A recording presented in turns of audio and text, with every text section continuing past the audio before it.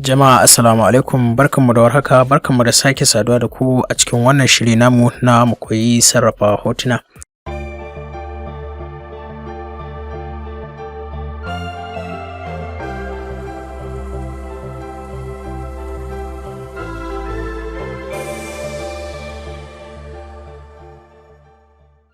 Shirin da muke yin shi da harshen Hausa da mutane su amfana. A yau muna cikin shirin animation ne ko kuma za mu yi wato studio na bogi, yanda za ka ƙirƙiri studio na bogi a cikin After Effects. Kamar yadda kuka gani haka, wannan shine abin da za mu yi da yanda aka yi shi. Da farko dai za ka yi creating ɗin new composition, amma kafin haka akwai file ga wanda ba su san After Effects ba. Akwai edit, akwai composition, akwai layer, akwai effect, akwai animation, akwai view, akwai window, akwai help. A cikin su kowanne yana da nashi mahimmancin da kuma abin da yasa ya kasance a wurin. So da farko zaka je new file kamar yadda kuka gani, shine abin da zamu bari yi saving din project dina na farko kenan. Yanzu na bude sabon project wanda na yi shi yanzu, babu komai a tare da shi. So kafin haka, wannan ita ce folder da zan yi amfani da kayan cikinta wadda na rubuta green a kanta. Da farko kafin ka yi creating din wato wannan kafin ka yi creating din studio na bogi, kana buƙatar koren labule. Koren labulen nan kuma shine wanda zai taimaka maka wajen samun yin studio.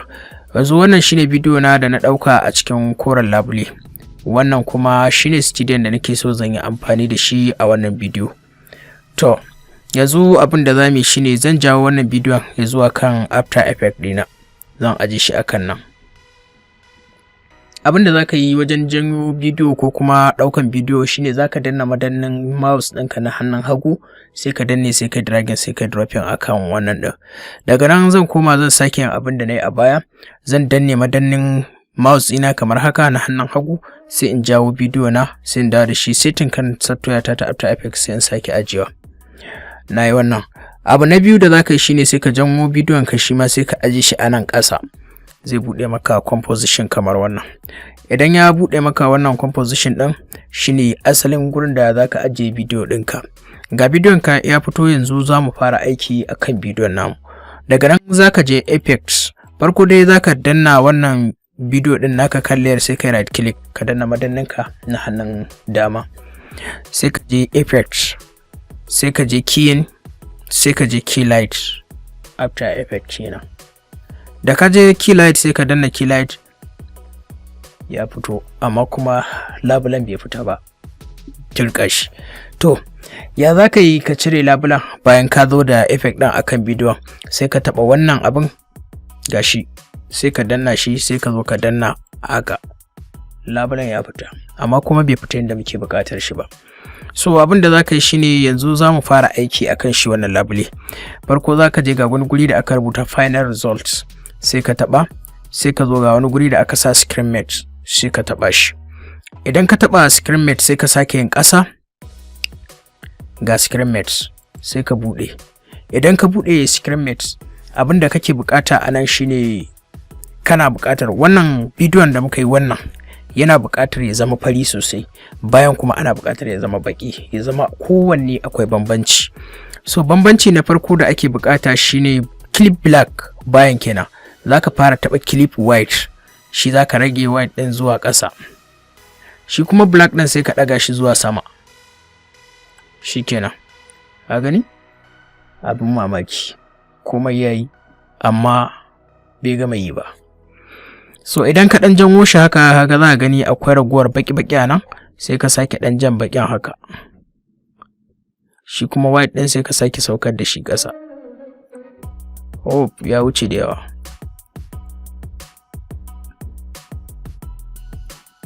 Yawwa, idan kai haka kaga, bari mu mai da shi 57 haka, shikenan. Idan muka mai da shi haka kaga shikenan, kusan komai yayi. Wannan yana 57, wannan yana 48. Daga nan sai ka koma screen mate ɗinka na sama inda ka taɓa, sai ka dawo da shi final result. bidiyon ya fito, sai dai babu background. Sannan kuma bari mu ga me bai bamu. Zaka dawo ga wasu 'yan madannai nan guda uku. Ina amfani da Adobe After Effects 2018, ban riga na yi updating ba. Sai ka zo sai ka taba haka, sai ka taba project. Anan ga background ɗinka, ga bidiyon ka, ga background ɗinka. Background ɗinka ya zama anan hoto ne, amma zaka iya amfani da bidiyo mai motsi a matsayin background. Sai ka janwo shi sai ka ajiye shi a ƙasa, tirka shi. To kuma gashi background ɗin bai cika ko ina yanda muke bukata ba. Ya zami, sai ka danna Ctrl Alt F, ya fito. Amma duk da haka bai mana yanda muke so ba.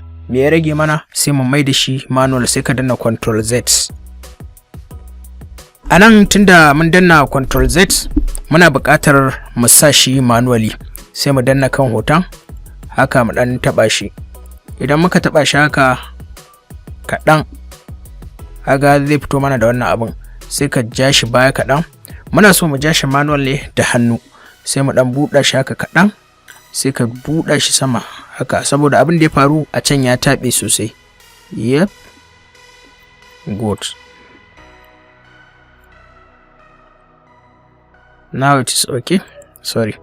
Yanzu kun ga yayi. Amma duk da haka idan muka janwo hoton kusa, za ku ga akwai wasu matsaloli a nan gefen wajen cire labula. To me ya kamata mu yi akan wannan matsalolin? So wannan matsalar ta farko, akwai hanya biyu da ake shawo kanta. Hanya ta farko, akwai effect na cikin After Effects wanda ya zo aka After Effects. Hanya ta biyu kuma akwai effect na cikin wanda plugins ne ake sayen shi, zaka siyo shi daga Red Giant, shi ma zaka iya amfani da shi. So daga farko yanzu bari mu fara amfani da effect din Red Giant, domin ko da mun yi amfani da effect na cikin After Effects sai mun sake dawowa kan effect na Red Giant. Effect na cikin Red Giant shine zaka je effect, zaka je key correct, zaka je ga edge blow. Gashi idan na janwo muku shi sosai, kun ga babu wannan abin da ya faru. Kun ga edges din yayi kamar a wurin aka dau hoton. Wannan kenan. Idan kuma muna so zamu iya cire shi, sannan sai mu sake tafiya effect, sai mu je matte, sai mu je matte choker. Wannan shine na cikin After Effects. Kun ga duk da haka gashi shi dai ya dan nuna wasu dan damuwa, amma shi ma idan ka seta shi yanda kake so zai maka normal, domin shi ma yana yi dan da shi ma na fi yawan amfani. So wannan kenan.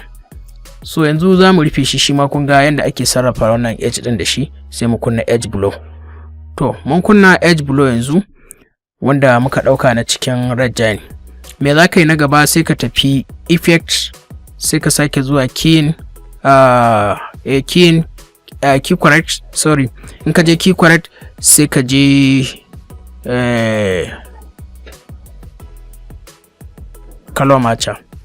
Shi kuma color matcher, wannan bidiyon background din muke bukata ya daidai da wannan hoton. Sai ka shiga nan, sai ka je music studio, shine sunan wannan background din, sai ka sa haka. Kaga hoton ya dan yi duhu, yayi daidai kamar yanda ya kamata. So wannan kenan. Daga nan abu na gaba da za ka yi shine kana buƙatar kai masa kala ko kai masa dai abubuwan da suka kamata. Still dai za ka sake komawa effect ɗinka. Yanzu abin da ya rage mana shine muna so mu masa kala complete. Za ka haɗa dukkanin bidiyoyin guda biyu, ka taɓa control. In ka danna na sama haka, sai ka danna na ƙasa, sai ka taɓa control. Sai ka yi right click, sai ka je pre-composition. Sai ka composition, sai ka ce move all attribute to into the new composition. Shikenan. Yanzu abin da za mu tafi wato effect ɗinmu, sai mu je color correction, sai mu ɗauki caps. Wannan shi za mu yi kala ne da shi. Equalizer ne na kala, sai ka ɗan ja shi haka, ka ɗan bubbuɗa yadda kake so dai kai kalar ka, yanda abin da ka ga yayi maka, kowa da irin yanda yake son kalar shi. Good.